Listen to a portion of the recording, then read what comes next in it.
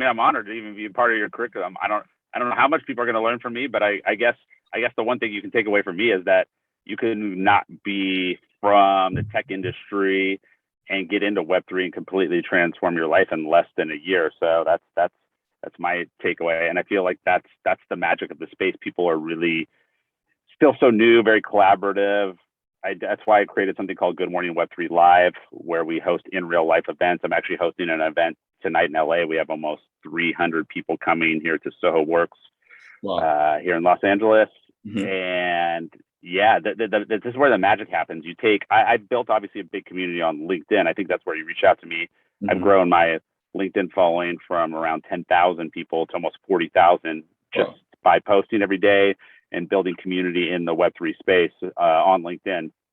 So most of the people that come to these events are people that follow me on LinkedIn, and it's really cool. I just think you can level up the LinkedIn experience posting and engaging with people's content, and LinkedIn audio sessions and LinkedIn Lives are a great way to initially learn. But then I think you level it up by meeting people in real life, because obviously as we've gone to a more digital world, working and maybe going to an office every day, I think that need still is there to meet people in real life. So that's what the need, the sort of the need that we fill with Good Morning Web3 Live is hosting these events. So we're doing Los Angeles tonight. We have a upcoming conference happening in Dubai in October. We're going to do something in London as well in October, Tel Aviv in October.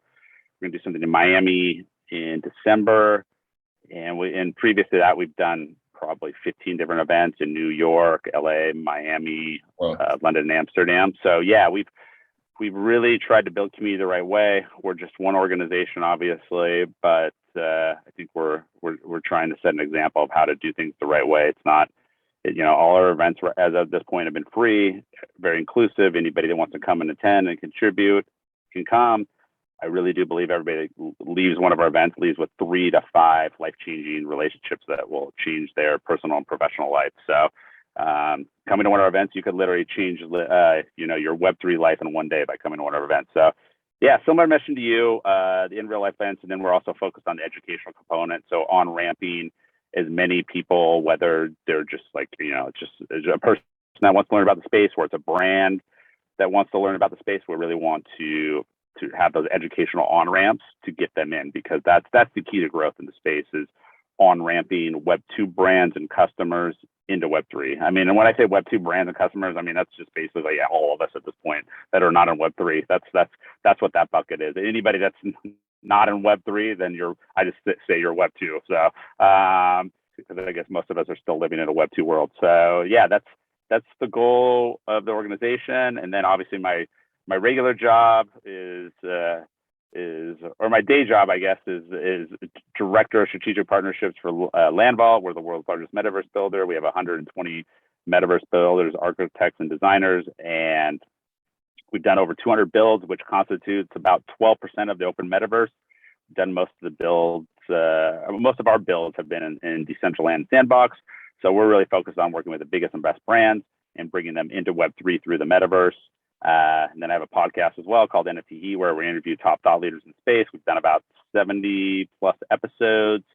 So that's something I'm really proud of. So yeah, that's sort of and then obviously LinkedIn, I post on LinkedIn a couple times a day. I'm pretty active there. So that's sort of my Web3 flywheel of success. It's the LinkedIn, it's my podcast and the events, and then that all funnels up to kind of Landvault and all the things I'm doing there. So that's kind of the way I look at it. So yeah, I'm a big advocate for being active on LinkedIn. Obviously, I know your generation's probably a little less into LinkedIn, but there's a lot of really great relationships you can make there. I would say probably 90% of my personal and professional relationships in Web3 have come from LinkedIn, posting there, being active. So I think there's a big, it's a blue ocean in terms of opportunity on LinkedIn for Web3. So I would take that lane and run with it.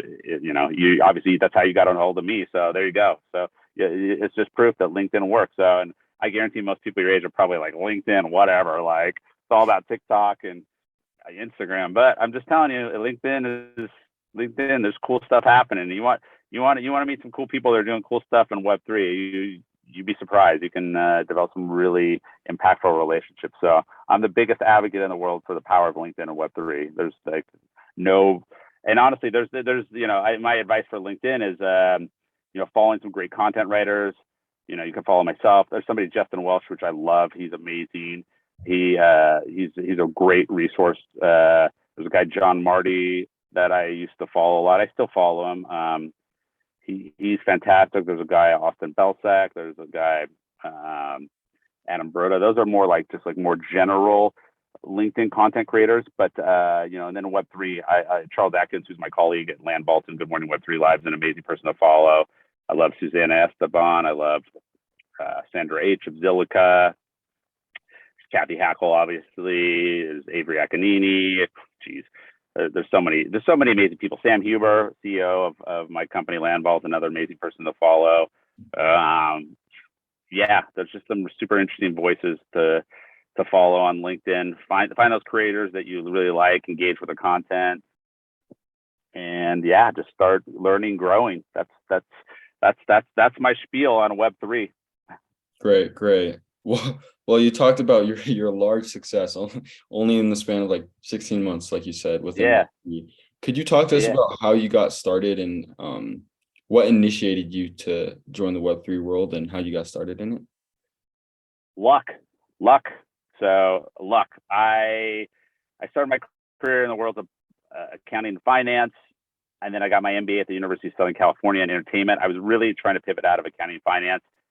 And unfortunately, that getting my MBA in entertainment did not help me do that. I really was hoping that was the pivot. So I ended up working for Disney, doing accounting finance for a while as an intern. Then I did something similar for a Spanish communications company. Then I was working for a TV producer, Aaron Kaplan, and I was really trying to get more into just something a little more creative, a little more on the sales marketing end, and I just could never make that pivot. So unfortunately, it didn't work out with Aaron. I was really hoping it would work out with Aaron, the Kaplan, the TV producer. It didn't work out. Then I ended up taking this crazy detour, and I became an executive in the luxury interior design space, worked on the White House with the Obamas, worked on clients like Cindy Crawford, Harrison Ford. But again, I was doing accounting, finance, operations, general management, just not happy at all. So then, literally, I would say I spent the first 20 years of my career completely unhappy, just literally just doing stuff to pay my bills and just could never figure it out. And then the pandemic happened, and I was just like, man, this is the opportunity for a reset. I got to figure this out. So pandemic was great for me in terms of just the world slowed down. I feel like we were all kind of at the same place in life. So I was like, all right, I'm going to use this as an opportunity to really kind of change my life. So first, I hired a trainer, lost 40 pounds. I put a few of those pounds back on, so I could get those back off. But I did that. So I started with my body, and then from there, it kind of affected my mind and my career. So that energy kind of transformed, other parts of my life. So I literally went on LinkedIn, applied to thousands of jobs, not recommended what I did, but applied to thousands of jobs, trying to interview all the usual suspects, the Facebooks, the Amazons, Spotify's, trying to get into tech and just trying to make that pivot. None of it worked out. Literally had hundreds of interviews, got rejected by every one of those companies. Somehow I applied to this job, NFTG, used to be NFT Genius. They changed the name, but it was a Mark Cuban, Ashton Kutcher venture-backed NFT platform. They somehow loved my resume. I have no idea why. Had no blockchain experience, no crypto experience, no NFT experience. Didn't even know what an NFT was, actually. I was like, wow, I better figure that out before I have this interview. So I had an interview with the CEO, went amazing. Had an interview with the CEO, went amazing. 30 minutes each, super easy, not even just super easy conversations. They did not give me the job that I interviewed for. They said I was not a fit, but they loved me so much they were going to find a lane for me. So that propelled me into the space. They gave me an opportunity. They just liked me as a person, kind of liked my energy, liked my kind of general skill set, thought there was a lot of opportunity to add value. I started as a project manager, then went into product management, which made no sense. I didn't even know what a product manager was. Still kind of don't really even know what that was, but I tried that for a bit. And then I was doing some accounting, finance, operations, back office stuff. Told them I did not want to be doing that. But while I was doing that, I was doing kind of business development on my own because I started posting on LinkedIn all the time about space. So I was generating leads.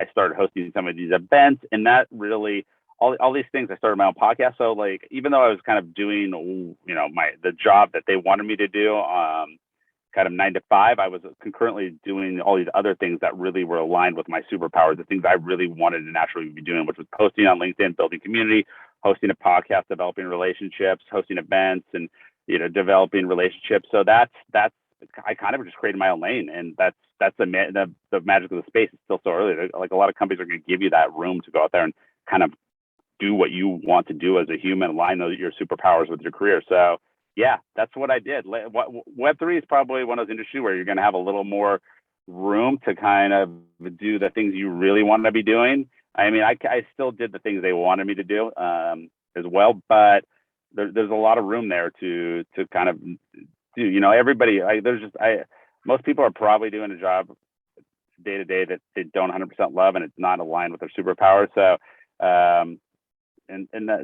that's not the way it works in Web3. It's just still so new and entrepreneurial and growing. So there's just a lot of lanes there to find your dream job and dream life. So that's what I did. And yeah, all those, that 20 years of experiences and failures and all that learning was definitely beneficial. I've been able to use all that stuff now in Web3, and I'm so thankful. So that Web3 is the great equalizer. You can take all that stuff you did before, and there's a lane for it, because it's basically the rebuilding of the internet in a new way, in a more virtual, interactive manner. I don't know. I couldn't even tell you what it's going to ultimately look like, but I mean, basically that's the way you have to look at Web3. We're just rebuilding the internet in a new way. So. Wow, that kind of relates to my next question. I was going to ask you, yeah, what are your predictions on how the Web3 world is going to look? Let's say within the next 5 to 10 years, maybe particularly with NFTs or possibly crypto or even the metaverse. I think you're going to see. I mean, brands, all the big brands. I mean, every big brand out there is Web3 ready, whether they know it or not. So I think you're going to see a lot of these brands start to offer NFTs as a way to level up the brand and consumer experience. So I think you're going to see a lot of that happening. Starbucks is starting to do some stuff. You have Adidas, Gucci. A lot of luxury fashion companies are getting involved. So I think you're just going to see more and more of the brands that you interact with on a daily basis, a Web2 consumer, start to get in and level up that experience. Even you're going to see that in TV, film. There's just going to be new ways to engage with content or brands you love through NFTs and Web3. So I think that's something that's definitely going to happen. It's going to create like a lot more stickiness between the consumer and the brand. I think brands are still just figuring it out right now. Some brands are going all in and they're making a commitment to learn more about it. The thing I would just say to a brand is you have to look at the stuff as a marketing and an R&D expense. It's not a revenue generator immediately yet. It can be. You can make money, but I would not look at entering Web3 as that like just a big cash cow right now. There's going to be a lot of learning, iterating, figuring out where it works, and also the technology just needs to catch up. So I mean, I don't know when it's going to be more mainstream. I would say it's going to be closer to 5 years than 10 years. I think the technology is accelerating a lot quicker than we think. So I think 5 years, it could be definitely more, it'll be kind of like when cell phones first came out, or texting came out, you're just like, wow, this is crazy. No, nobody's going to ever be using this. So I think we're going to probably see that closer to 5 years is my guess. Could be wrong, but that's just the way everything's accelerating. Yeah, I think 5 years seems like a safe estimate that it'll be a part of our daily life in some form or fashion. So yeah, it's exciting. There's a lot of exciting companies out there that are building amazing things. You haven't probably heard of them because they're building right now. They don't have time to hype it up and hire expensive DJs and flex all over. They're building right now. So the builders are quiet right now because they're building. That's great. Well, this next question is kind of tailored towards our audience and our youth audience. Sure. And that's, do you have any advice for ages around like 13 to 18? That's mainly where our audience falls into play. Do you have any advice for them on how to get involved in this Web3 world, such as NFTs, crypto, and blockchain? I mean, what you're doing right now is amazing. Getting out there, creating this group, and educating people on ramping. Because all the growth is going to be from your generation. I guess you're considered Generation Alpha, I believe. So there's going to be basically in 10 years, you'll all be adults, and there'll be 2 billion of you. So you'll be, and there's already 3 billion gamers. You'll be the vast majority of the people that will be utilizing this technology. So I think what you're doing right now is perfect. You're building community, you're educating people. I think those are the two most important things you can do.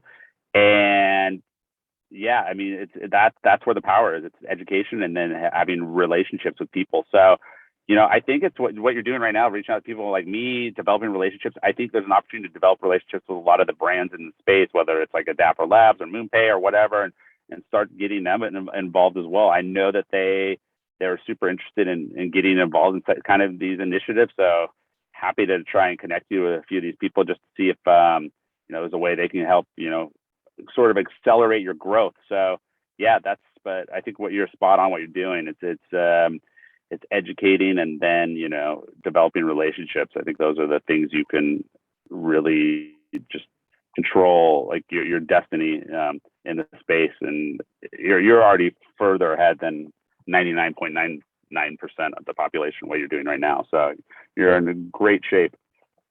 That's great. Thank you. Thank you so much for that. Last question, I know you're probably time sensitive. Yeah. What are your opinions on different NFT and Web3 events, such as NFT NYC? Are they good for the average person to go to? And are they good networking events? No. The answer is no. The answer is no. They're bad. They're cash grabs for the most part. They're not good. I mean, you could maybe meet a few people, but I think like the first phase of them have been total cash grabs. There was one in LA. I won't name the name of it, but at one point, the cheapest ticket I saw was $6,000. That you can go to the Super Bowl for less money. So, and it's a stupid NFT conference. So it's just not. Yeah, those are not good. I think what you're doing is more like true to the ethos of building community and educating people. So continue to build that out. Like what we're trying to do with Good Morning Web3 Live is, creating events that are free, accessible with educational on ramps. I don't think educating people and making a bunch of money should be like that. That shouldn't be the vibe, but that was the vibe of those first wave of conferences. So yeah, stay away from those. I mean, if it's free or something, maybe, but a lot of them, here's the other problem with those conferences. They've been very Web3 crypto native, and they're not inclusive at all. They're not, the speakers are the kind of same speakers over and over again. You don't have a lot of Web2 brands. You don't just have other people that involved that you're supposed to, like, all the growth supposed to be coming from. So we're going to be trying to do something in Dubai, which is way different. And then we're going to do a conference in Austin next year where it's like bringing in all those Web2 diverse, underrepresented voices in the space and having them as part of the conversation, educating them, on-ramping them. So